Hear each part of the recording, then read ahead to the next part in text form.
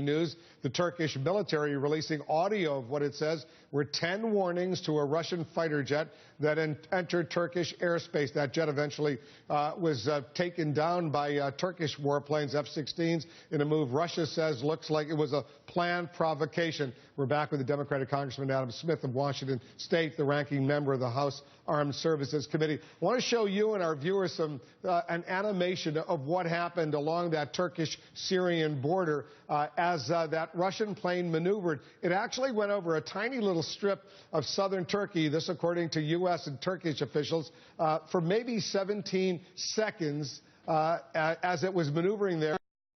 Didn't take very long, 2 miles, if that, and then Turkey shot down that Russian Su-24. Was that justified to do that? Did Turkey do the right thing?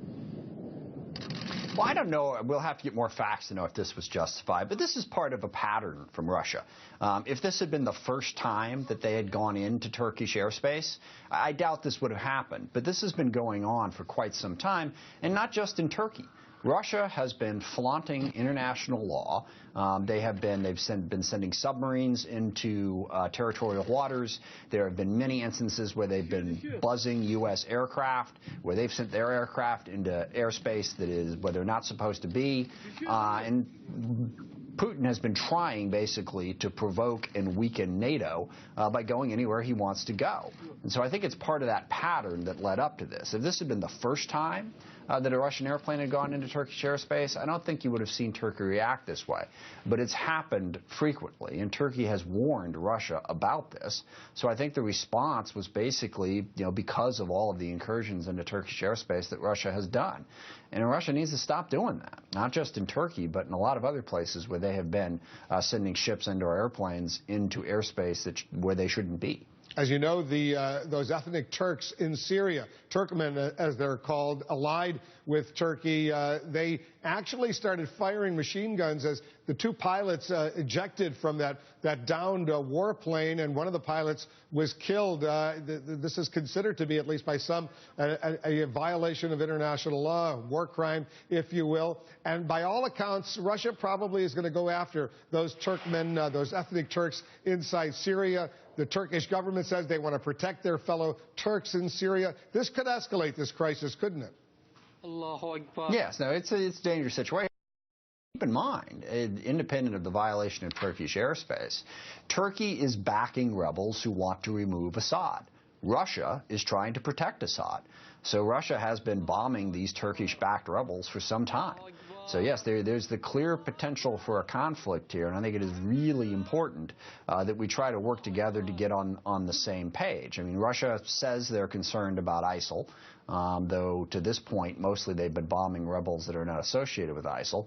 Mostly, Russia just wants to protect their interests in Syria, and what we have to convince them is that Assad is not the solution to that. We need an alternative to President Assad, and we need to work with as many different groups as possible to get that alternative in place. And that's not going to be easy.